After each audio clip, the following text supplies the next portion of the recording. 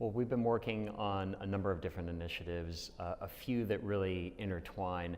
Sort of from the highest level, we released a study on personalized learning. So this is a year-long landscape study that we conducted by interviewing leaders from our State Commissioner of Education all the way down to superintendents, parents, other advocacy groups, really asking a core question of if digital learning has the power to transform classrooms and really deepen learning and really empower and scale personalized learning, why aren't we seeing a wholesale adoption of that across our districts? So we conducted these interviews, we drew a bunch of conclusions. A lot of it centers down to this need to have a common vision for what our graduate looks like and what digital learning looks like in good practice. And then some of those wraparounds to empower that. For example, policy that not only gets out of the way, but really supports and encourages personalized learning using digital tools. So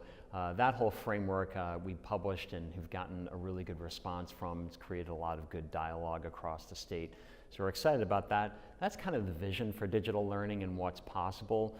We even have an ecosystem map of our entire state that sort of shows the different players and how they're contributing, really bringing to light a lot of the great work that's already taking place in our state. You know, moving from there to talking about competencies that students and leaders need to have, we've been partnering really closely with ISTE around those competency standards. So this past year, we approved the educator standards and we're also on our track to endorse the leadership standards, which I had an opportunity to work with in developing with that team. And we really see this as sort of, if there's the grand vision for digital learning, really zeroing in on those competencies that students and educators and leaders need to have and how those interplay. So that may seem abstract, and in some ways it really is.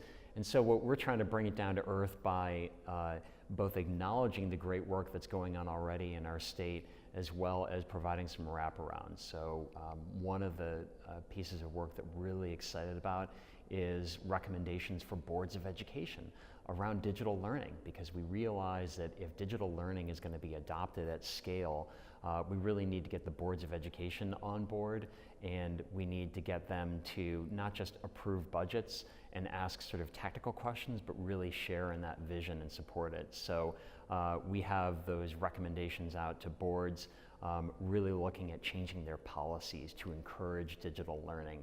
So we're excited about that work. We've got a whole webinar series planned this year where we are elevating the voices of our district leaders, showcasing the great work that they've done around digital learning, and really trying to be that facilitator of the good news around 21st century learning.